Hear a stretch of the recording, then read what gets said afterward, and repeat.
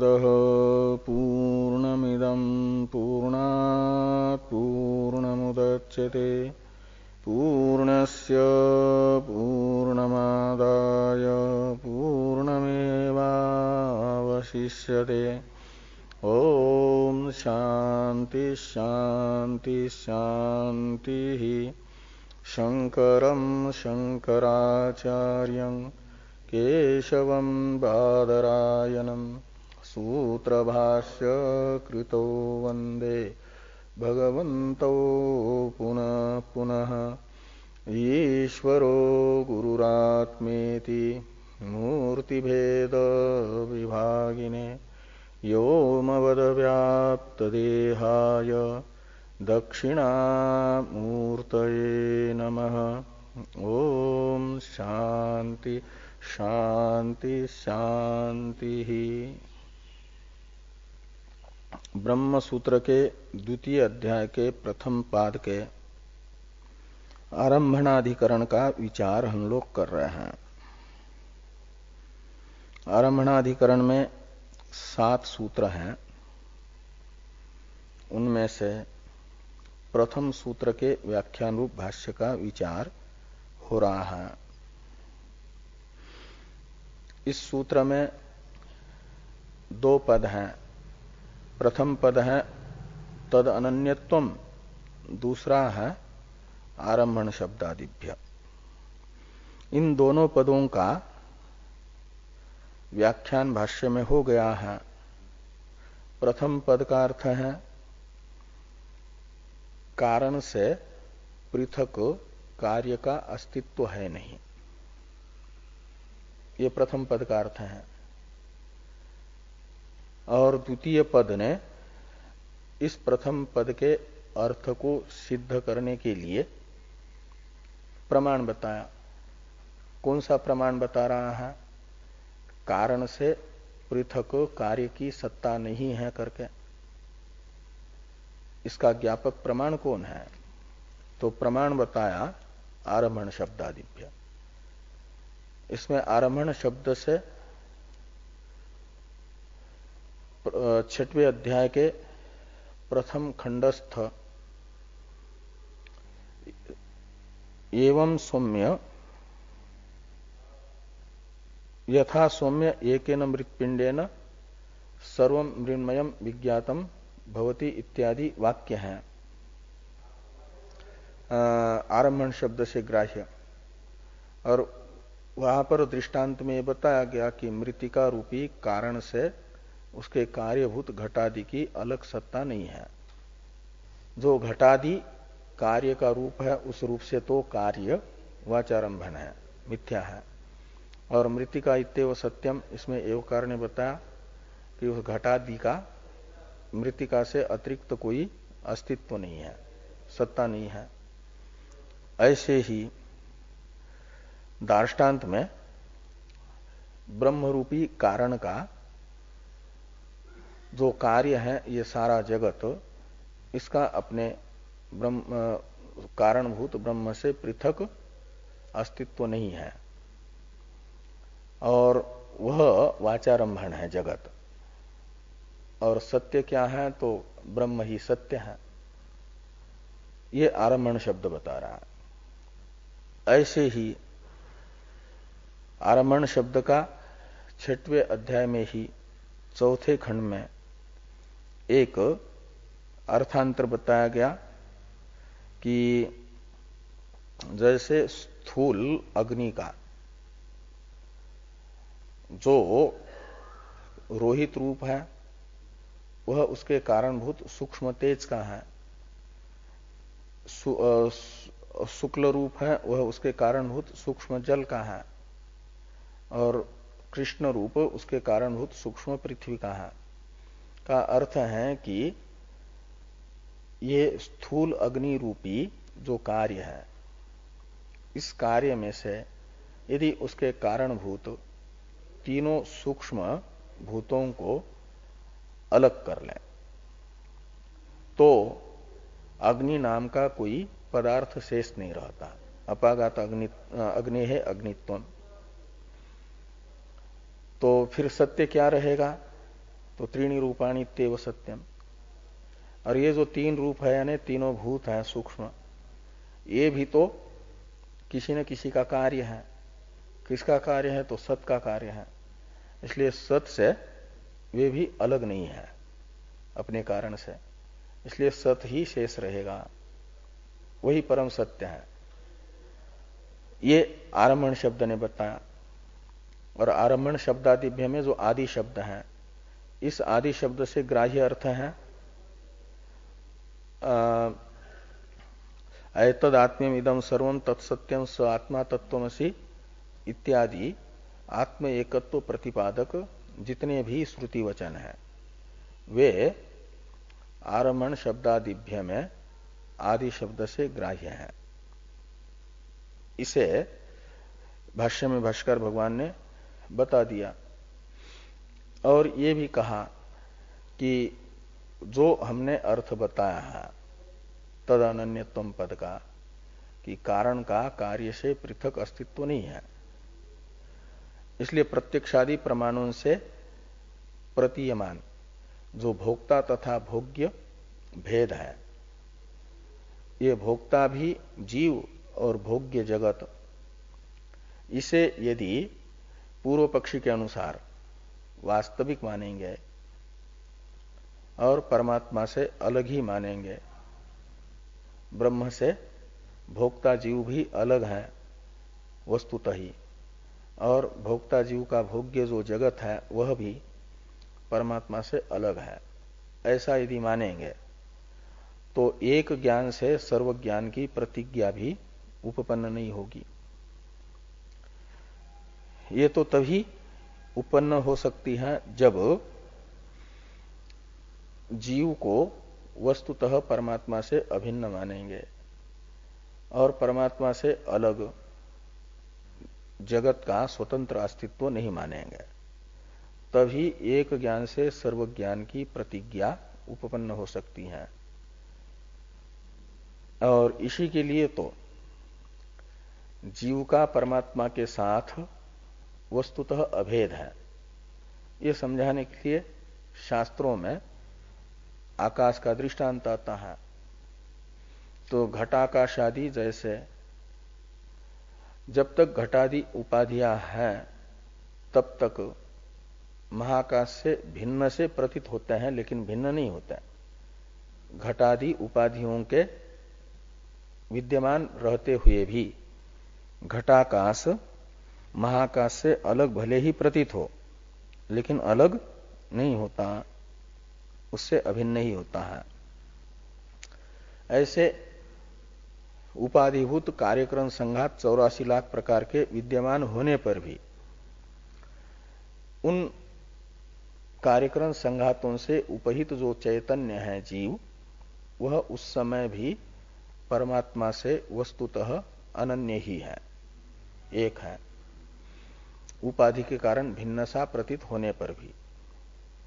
जपा कुसुम के समीप में रहने से स्फटिक लाल प्रतीत होने पर भी, जिस समय लाल प्रतीत हो रहा उस समय भी वस्तुतः सफेद ही है, भले ही जपा कुसुम की सानिध्य के कारण, सन्निधि के कारण वह लाल प्रतीत हो। ऐसे कार्यक्रम संघात की सन्निधि के कारण भले ही भोक्ता के रूप में प्रतीत हो रहा हो, लेकिन वह वस्तुतः अभोक्ता ब्रह्म ही है। इसे समझाने के लिए दृष्टांत भाष्य में घट कर्क आदि आकाश का बताया। और ये जो मृग तृष्णिका उदक आदि है, यह दृष्टांत बताता है कि जैसे ये जो मरुदेश में भासमान जल है वह मरुदेश आदि से अलग नहीं है, का मतलब अध्यस्त है। ऐसे जगत भी मृग तृष्णिका के तरह अध्यस्त है, वह अपने अधिष्ठानभूत ब्रह्म से अलग नहीं होगा। इसे समझाने के लिए वो दृष्टांत है। इस प्रकार इन दृष्टांतों से ये समझाया गया कि वस्तुतः भोक्ता जीव तथा भोग्य जगत ब्रह्म से अलग नहीं है। ब्रह्म से अभिन्न है। और ऐसा मानने पर ही एक ज्ञान से सर्व ज्ञान की प्रतिज्ञा भी उत्पन्न होती है। इस प्रकार ये जो वेदांत मत है, उस वेदांत मत को तद अनन्यत्वम आरंभण शब्दादिभ्य इस सूत्र की व्याख्या करते हुए भाष्कर भगवान ने बता दिया। अब ननु अनेकात्मकम ब्रह्म इत्यादि वाक्य से इस अधिकरण का जो पूर्व पक्ष है उसका उत्थापन कर रहे हैं। पूर्व पक्ष के मत को बता रहे हैं, सिद्धांत को बता दिया। ननु इत्यादि पूर्व पक्ष का जो ग्रंथ है उसकी अवतरण टीका है। इसको देखिए कि शुद्धाद्वैतम स्वमतम उक्त्वा भेदाभेद मतम उत्थापयति ननु इति। अद्वैत रूपी अपने मत को बता करके, यानी सिद्धांत को बता करके, भेदाभेद रूपी जो पूर्व पक्ष का मत है उसका उत्थापन ननु इत्यादि से भाष्कर भगवान कर रहे हैं कि ननु अनेकात्मकम ब्रह्म यथा वृक्षो अनेक शाख एवं अनेक शक्ति प्रवृत्ति युक्तम ब्रह्म। तो ये कहते हैं, पूर्व पक्षी कह रहे हैं कि आप कहते हो कि ब्रह्म अद्वितीय है, एक है। आपका यह कहना ठीक नहीं है, सिद्धांति को पूर्व पक्षी कहते हैं। तो पूर्व पक्षी को सिद्धांति ने कहा, फिर कैसा है ब्रह्म यदि एक नहीं है तो बताओ तुम लोग। तो पूर्व पक्षी बता रहे हैं अपना मत कि अनेकात्मकम ब्रह्म, ब्रह्म तो एक नहीं अनेक है, अनेकात्मक है, अनेक स्वरूप वाला है, उसके अनेक रूप है। कैसे? यानी वो एकात्मक भी है अनेकात्मक भी है। ये पूर्व पक्षी कहते भेदाभेदवादी। इसको समझाने के लिए दृष्टांत है कि यथा वृक्षो अनेक शाख, ये दृष्टांत है कि जैसे वृक्ष वृक्षत्वेन रूपेण एक है लेकिन अनेक शाखा वाला है, तो शाखादि अंशों की दृष्टि से देखते हैं तो अनेक है। तो अनेक शाखाएं हैं जिसकी, ऐसा वृक्ष वह एकात्मक भी है अनेकात्मक भी है, अभिन्न भी है भिन्न भी है। वृक्षत्वेन रूपेण अभिन्न है और ये बड़ी शाखा, ये छोटी शाखा, ये पत्ते, ये फूल इत्यादि रूप से भिन्न भी है। हाँ हाँ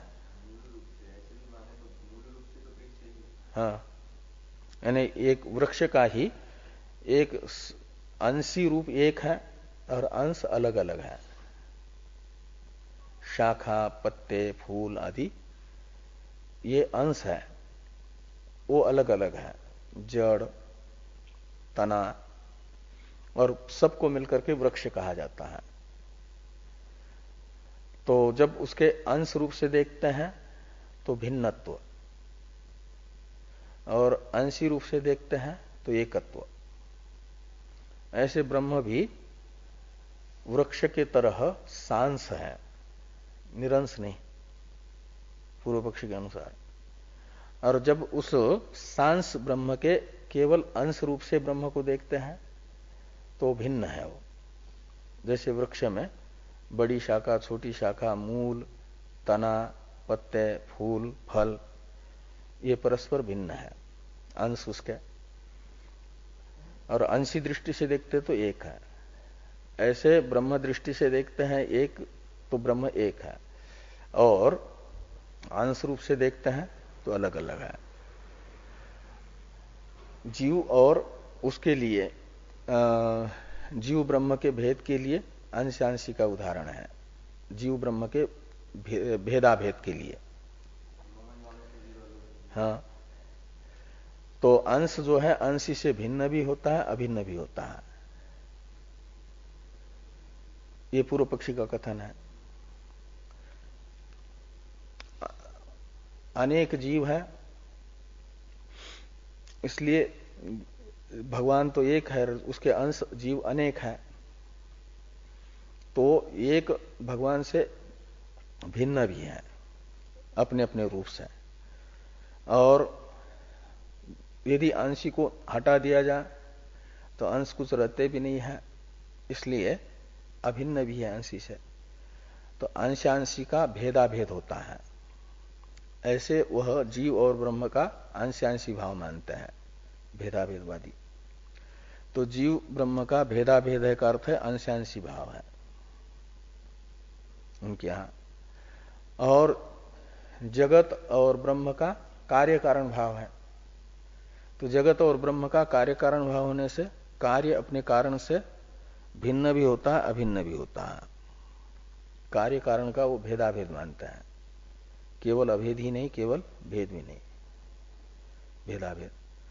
तो भोग्य जो जगत है वह ब्रह्म का कार्य होने से ब्रह्म से भिन्ना भिन्न है, और जीव ब्रह्म का अंश होने से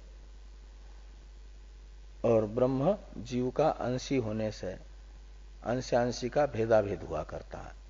अंश अपने अंशी से सर्वथा एक भी नहीं होता और सर्वथा भिन्न भी नहीं होता, भिन्ना भिन्न होता है। ये यहां के पूर्व पक्षी का अभिप्राय है। जो भोक्ता जीव है वह ब्रह्म का अंश है, इसलिए ब्रह्म से भिन्न भी है, अभिन्न भी है। और जगत ब्रह्म का कार्य है, इसलिए ब्रह्म से भिन्न भी है, अभिन्न भी है।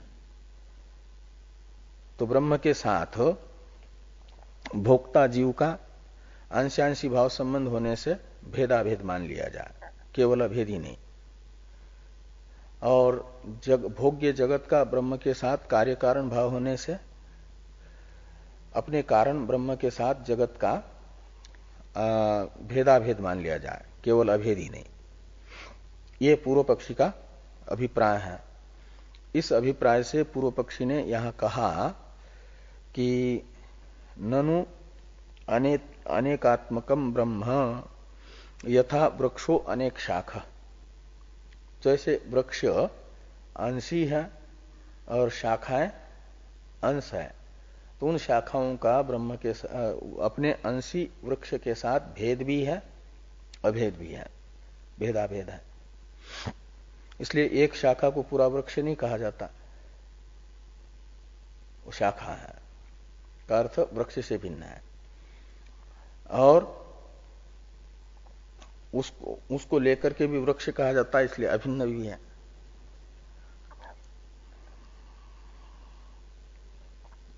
तो ये तो दृष्टांत हुआ कि यथा वृक्षो अनेक शाखा।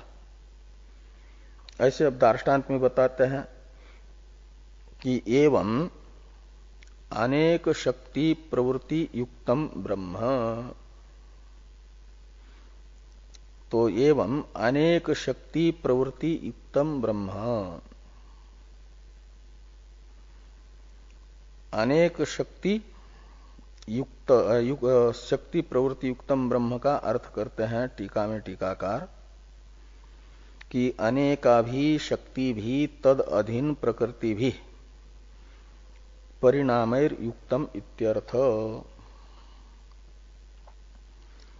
तो अनेक शक्तियां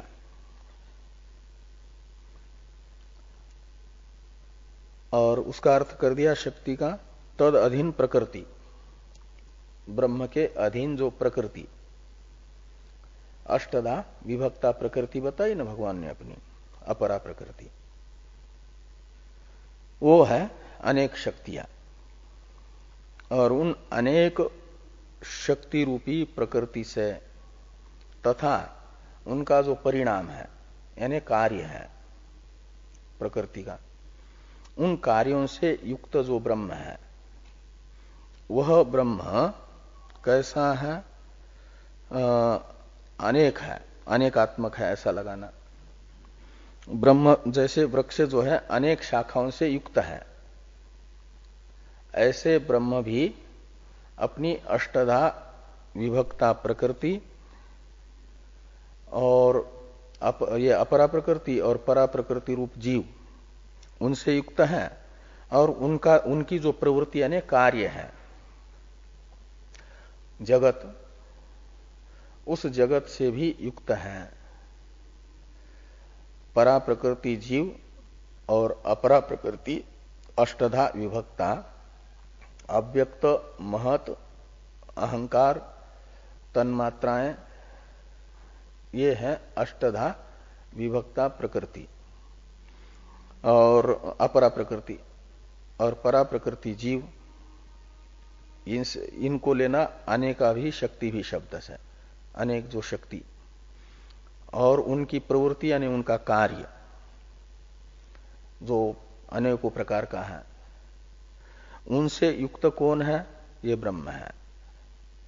इसलिए ये ब्रह्म भी वृक्ष के तरह कैसा रहेगा? अनेकात्मक रहेगा। वृक्ष जैसे अनेकात्मक है, ऐसे ब्रह्म भी अनेकात्मक होगा। तो अनेक शक्ति प्रवृत्ति युक्तम ब्रह्म अनेकात्मकम, ऐसा समझना।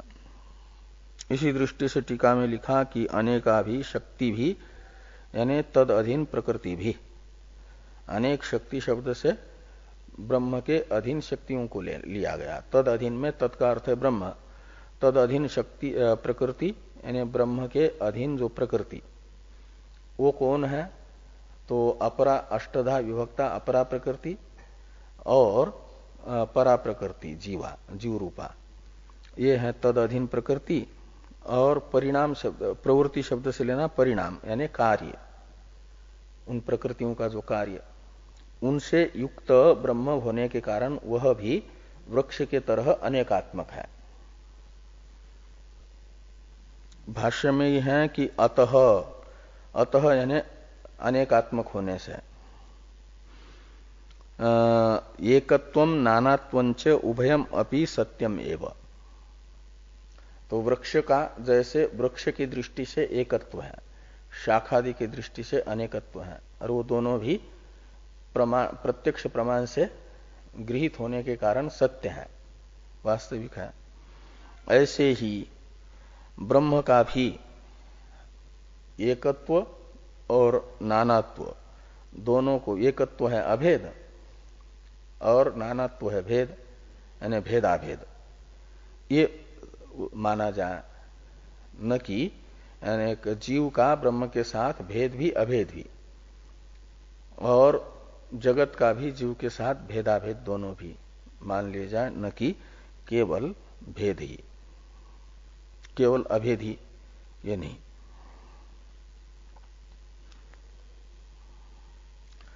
इसी को समझाने के लिए आगे कहते कि यथा वृक्ष इति एकत्वम शाखा इति नानात्वम। तो वृक्ष की दृष्टि से एकत्व है कारण की दृष्टि से, और कार्य है शाखा है, उसके दृष्टि से देखते हैं तो नानात्व है। शाखा है अंश है इसलिए अनेक है, और अंशी वृक्ष एक है।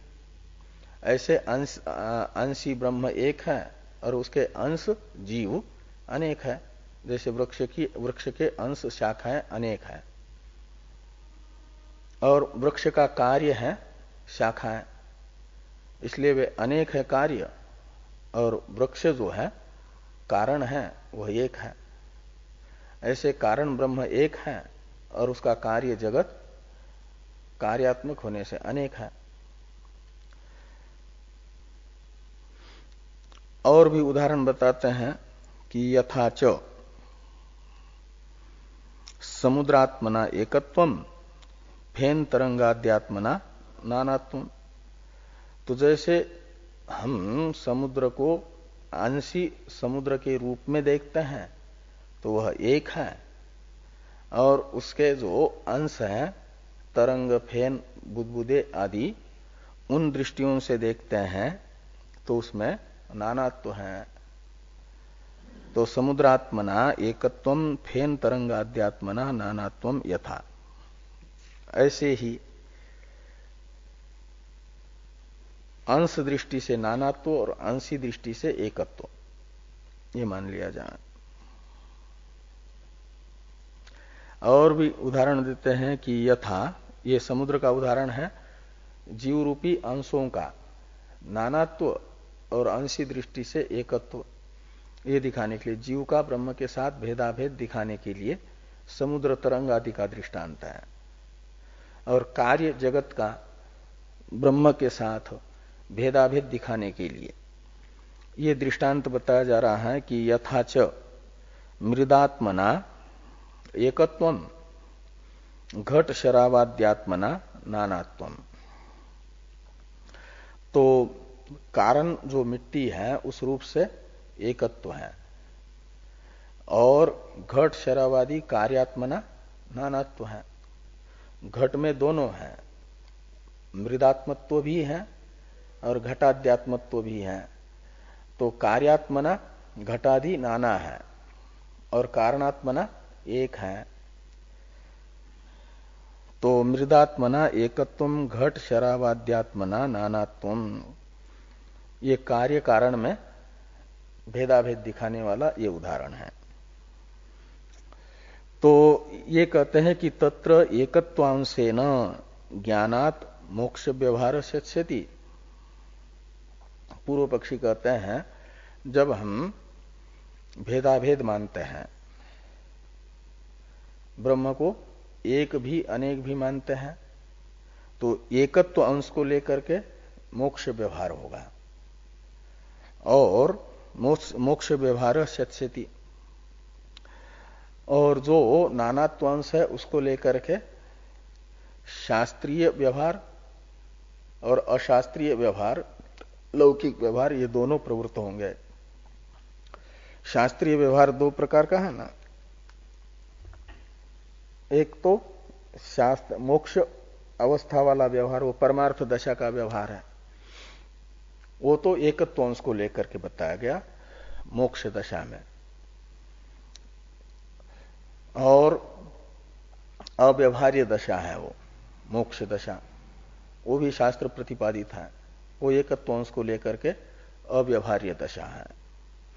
और शास्त्रीय व्यवहार दशा भी जो कर्मकांडीय व्यवहार है, और ज्ञान कांड में भी जो उपनिषद आदि का स्वाध्याय, ब्रह्म सूत्र का स्वाध्याय, ये अभेद में हो रहा है कि भेद में हो रहा है? तो भेद में ही होगा। तो ये भी व्यवहार जो है मोक्ष शास्त्रीय, ये भी होगा भेद अंश को लेकर के। वो आगे कह रहे हैं ये भेदाभेदवाद में तो उत्पन्न होगा।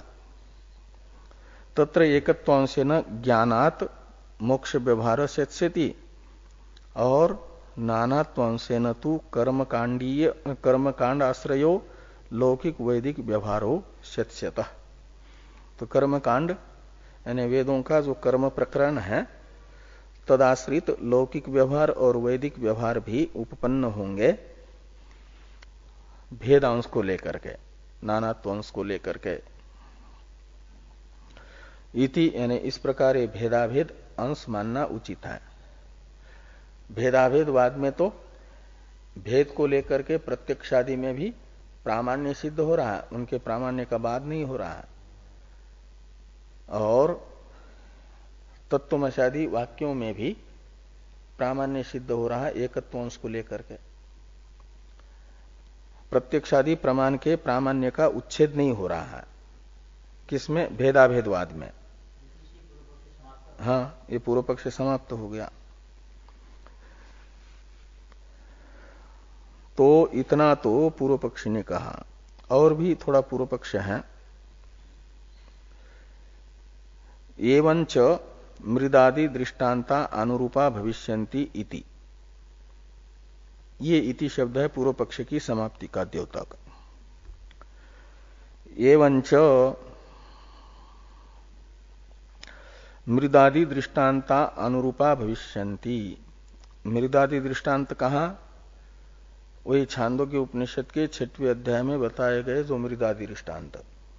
यथा सौम्य एकेन मृत पिंडेन सर्वं मृण्मयम् विज्ञातम स्यात् वाचारम्भन विकारो नामधेयं मृतिका इत्येव सत्यम। ऐसे और भी अयस्कांत मणि का दृष्टांत है, और लोहमणि का दृष्टांत है ना, वो सब दृष्टांत जो छांदोग्य उपनिषद के 6वें अध्याय में बताए गए हैं मृदादि के, उनको कहा जाता है ये दृष्टांत, मृदादि दृष्टांत। इसमें आदि शब्द से ग्राह्य उस दृष्टांत से अतिरिक्त जो दृष्टांत बताए हुए हैं लोहादि के, उन दृष्टांतों का भी आनुकूल्य भेदाभेदवाद में प्राप्त है। वे दृष्टांत भी भेदाभेदवाद के अनुरूप है। तो ये कहते हैं कि एवंच मृदादि दृष्टांता अनुरूपा भविष्यन्ति, माने एवंच का अर्थ है भेदाभेद मानने पर। श्रुति ने बताए हुए मृदादि दृष्टांत भी अनुरूप हो जाएंगे, किसके? भेदाभेदवाद के अनुकूल हो जाएंगे। अनुरूप कहते हैं अनुकूल को। और केवल अभेद अर्थ में तो इन मृदादि दृष्टांतों का भी आनुकूल्य नहीं है, ये पूर्व पक्ष का अभिप्राय है। इस प्रकार यहां का इति शब्द है पूर्व पक्ष के समाप्ति का द्योतक। अब नैवम स्यात् यहां से सिद्धांत है। ननु अनेकात्मकम ब्रह्म यहां से लेकर के एवंच मृदादि दृष्टांता अनुरूपा भविष्यन्ति इति यहां तक के ग्रंथ से हुआ पूर्व पक्ष। अब फिर इसका पूर्व पक्ष का निराकरण करने वाला सिद्धांत अंश है नैवम स्यात् इत्यादि। नैवम स्यात् इत्यादि सिद्धांत अंश का अवतरण है टीका में। भेदाभेद मते सर्व व्यवस्था सिद्धि ही अत्यंताभेदे द्वैत मान बाध इति अभिमन्यमानो दूषयति नैवम स्यात् इति अभिमन्यमानः ये विशेषण है सिद्धांति का। इति अभिमन्यमानः सिद्धांति, ऐसा।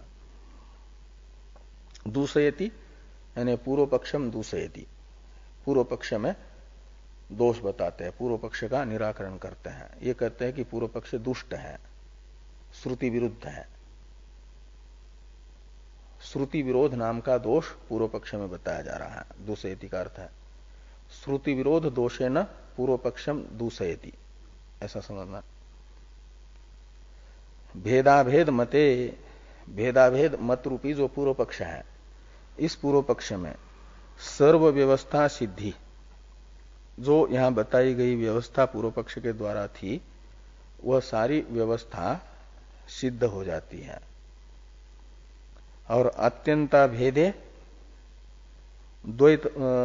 द्वैत मान बाधा, सर्व व्यवस्था ये है कि द्वैत को विषय करने वाले प्रत्यक्षादि प्रमाणों का बाध भेदाभेदवाद में नहीं होता। और अत्यंत अभेद मानने वाला जो सिद्धांत पक्ष है, इस सिद्धांत पक्ष में द्वैत मान बाधा यानी द्वैत को विषय करने वाला जो मान यानी प्रमाण है प्रत्यक्षादि, उसका बाध होता है। द्वैत मान बाधा यानी द्वैत विषयक प्रत्यक्षादि प्रमाणों का बाध होता है। कब? अत्यंताभेदे। अत्यंत अभेद मानने वाला जो मत है सिद्धांत मत, उस मत में तो द्वैत मान का ही बाध हो जाता है, यानी द्वैत विषयक प्रमाण का ही बाध हो जाता है।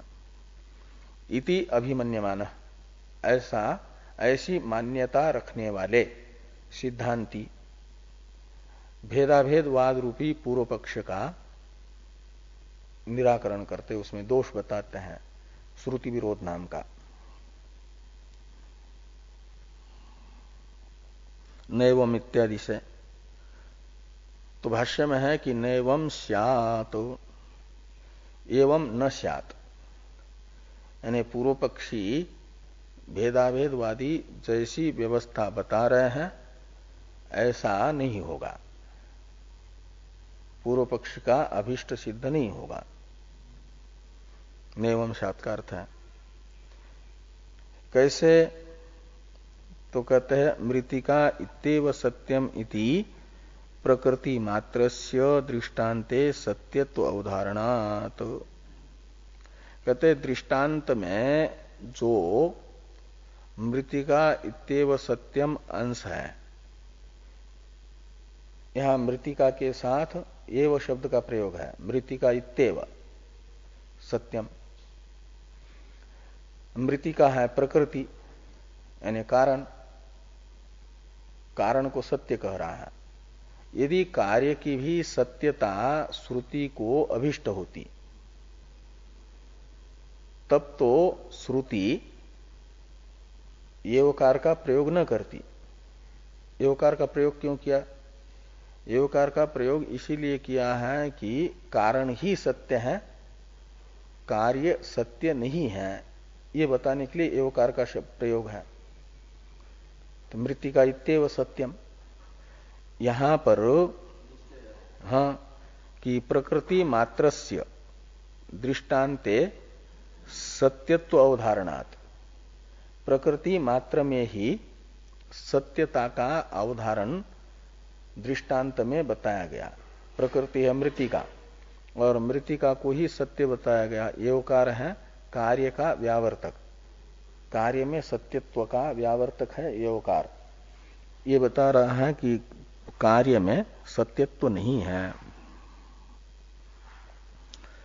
और वाचारम्भण शब्द एवकार के द्वारा बताया गया जो कार्य का सत्यत्व का व्यावर्तन है ना, एवकार ने बताया। कार्य में सत्यत्व का व्यावर्तन एवकार ने किया, उसी व्यावर्तन को पुष्ट करने वाला वाचारम्भण शब्द है। इसलिए कहते हैं कि वाचारम्भण शब्देन च विकार जातस्य अनृतत्व अभिधानात्। विकार जात यानी कार्य मात्र, विकार शब्द का अर्थ होता है कार्य, तो विकार जातस्य का अर्थ है कार्य मात्रस्य। आरंभण शब्देन अनृतत्व अभिधानात्, आरंभण शब्द कार्य मात्र में अनृतत्व बता रहा है। अनृतत्व का अर्थ होता है मिथ्यात्व। तो वाचारंभण शब्द से कार्य मात्र में मिथ्यात्व का निरूपण होने से, मिथ्यात्व का ज्ञापन होने से। आगे हैं दार्ष्टान्तिकेपि एतदात्म्यमिदं सर्वं तत्सत्यम इति च परम कारणस्यैव एकस्य सत्यत्व अवधारणात्।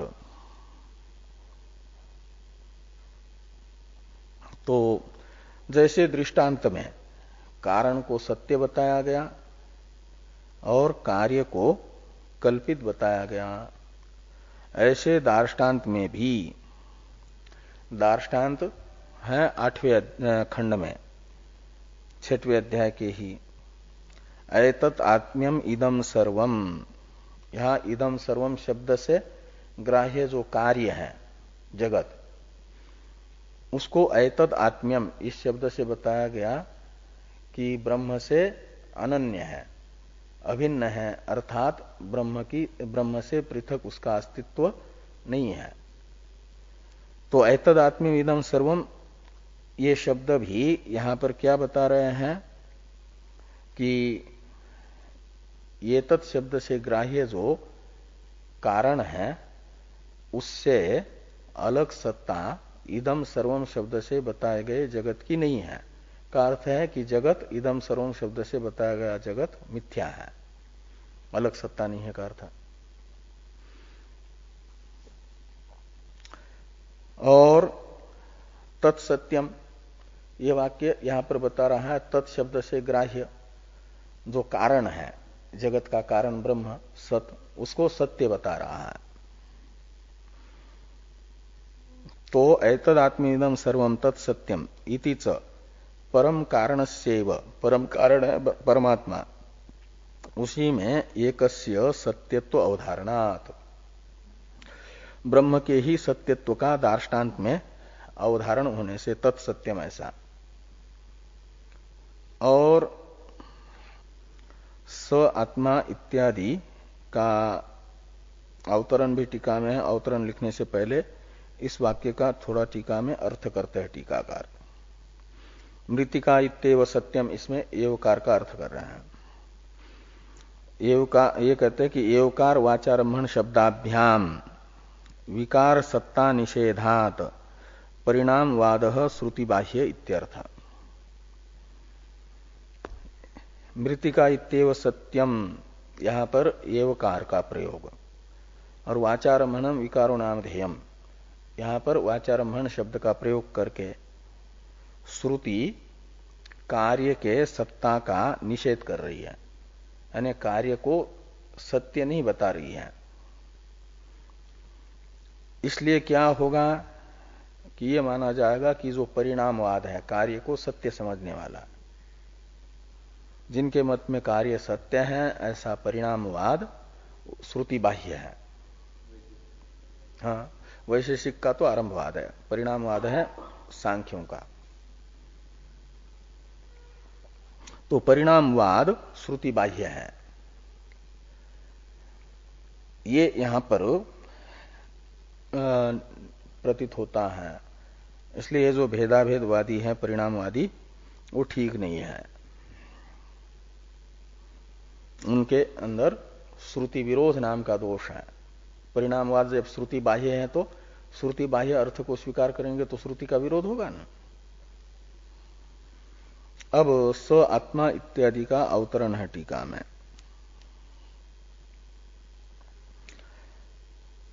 किंच संसारस्य सत्यत्वे तद विशिष्टस्य जीवस्य ब्रह्मैक्योपदेशो न स्यात् विरोधात् इत्याह स आत्मा इति। ये कहते हैं यदि संसार सत्य होगा तो संसार विशिष्ट जो जीव है, संसारी, संसारी कहते हैं संसार विशिष्ट को, तो संसार विशिष्ट में, संसार विशिष्ट है जीव और उसमें विशेषण हुआ संसार, और वह संसार यदि सत्य होगा तो विशेषण सत्य होने से संसार विशिष्ट जीव भी हमेशा संसारी ही रहेगा, उसमें संसारित्व ही रहेगा। संसार सत्य होने से वो ज्ञान मात्र से निवृत्त नहीं होगा, और संसार विशिष्ट जीव का असंसारी ब्रह्म के साथ एकत्व उपदेश नहीं बन पाएगा यदि संसार सत्य होगा तो ये कह रहे हैं कि संसारस्य सत्यत्वे सति तद विशिष्टस्य जीवस्य ब्रह्म ऐक्य उपदेशो न स्यात्। तद विशिष्ट जो जीव है, यानी संसार विशिष्ट जो जीव है, अर्थात संसारी जो जीव है, उसका ब्रह्म के साथ एकत्व उपदेश, ब्रह्म ऐक्य उपदेश, यानी असंसारी ब्रह्म के साथ अभेद का उपदेश तत्वमसी वाक्य से किया जाने वाला, वह न स्यात्, वो उपदेश नहीं होना चाहिए फिर, क्योंकि जीव तो संसारी ही रहेगा। संसार सत्य होगा तो उसमें से संसार हटेगा नहीं। तो न स्यात् क्यों कहते विरोधात, क्योंकि संसारित्व असंसारित्व का विरोध है, इन दोनों का एकत्व तो हो नहीं सकता। तो जो हो नहीं सकता उसका उपदेश करना निरर्थक हो जाएगा। इस अभिप्राय से भी कह रहे हैं कि संसार में मिथ्यात्व ही सिद्ध होता है कि स आत्मा तत्वमसि श्वेतकेतो इति च शारीरस्य ब्रह्म भाव उपदेशात्। शारीरस्य जीवस्य, शारीर शब्द का अर्थ होता है जीव, शरीरे भवः शारीर, शरीर में रहने वाला, वो कौन है? जीव। तो शारीरस्य यानी जीवस्य ब्रह्म भाव उपदेशात्, यानी ब्रह्म स्वरूपत्व उपदेशात्, ब्रह्म के साथ एकत्व का उपदेश हुआ। किसके? जीव के।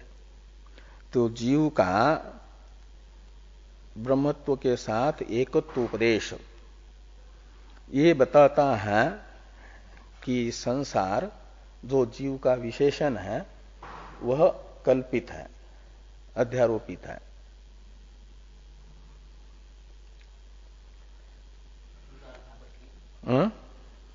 क्या करे?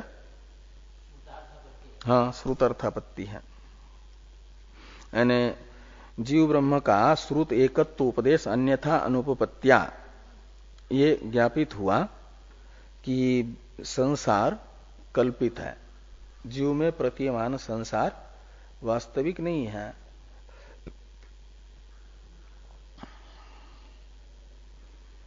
अब स्वयं प्रसिद्धम इत्यादि का अवतरण है टीका में। एकत्वम ज्ञान कर्म समुच्चय साध्यम इति उपदेशार्थम इति आशंक्य अशीति पद विरोधात मा एवं इत्याह स्वयं इति। यदि भेदाभेदवादी ये कहते हैं कि स आत्मा तत्वमसि श्वेत के, तो ये जो एकत्व उपदेश है, ब्रह्म भाव का उपदेश है, वह यह बताने के लिए है कि ब्रह्म के साथ संसारी जीव का एकत्व केवल ज्ञान से नहीं होता, ज्ञान कर्म समुच्चय से जो संसारी जीव है उसका असंसारी ब्रह्म के साथ एकत्व होता है। जब वो ज्ञान और कर्म का समुच्चय अनुष्ठान करता है, यानी कर्म समुचित ज्ञान संसारी जीव का ब्रह्म के असंसारी ब्रह्म के साथ एकत्व कराता है, ये बताने के लिए स आत्मा तत्वमसि श्वेत के, तो ये उपदेश है ब्रह्म भाव का। ऐसा यदि पूर्व पक्षी कहते हैं तो कहते हैं कि ये नहीं कहा जा सकता, तब तत्वमसि वाक्य में असी पद का विरोध होगा। ये कह रहे हैं कि एकत्वम ज्ञान कर्म समुच्चय साध्यम, असंसारी ब्रह्म के साथ संसारी जीव का एकत्व ज्ञान कर्म समुच्चय से सिद्ध होता है, यानी कर्म समुचित ज्ञान से जीव असंसारी ब्रह्म के साथ जीव का एकत्व सिद्ध होता है। वस्तुतः ही भेद है जीव और ब्रह्म का, और जब वह कर्म समुचित ज्ञान प्राप्त करता है तो ज्ञान कर्म समुच्चय अनुष्ठान से असंसारी ब्रह्म के साथ एकत्व प्राप्त करता है। यह बताने के लिए जीव में ब्रह्म भाव का उपदेश है। ऐसा यदि पूर्व पक्षी शंका करते हैं इस प्रकार की, तो सिद्धांती कह रहे हैं कि असी इति पद विरोधात, तत्वमसि वाक्यांतर्गत असी पद का विरोध होगा, असी पद के साथ विरोध होगा। यदि ज्ञान कर्म समुच्चय साध्य एकत्व है यह बताने के लिए ब्रह्मोपदेश होगा तो असी पद का प्रयोग न करते, भविष्य से ये कहते हैं।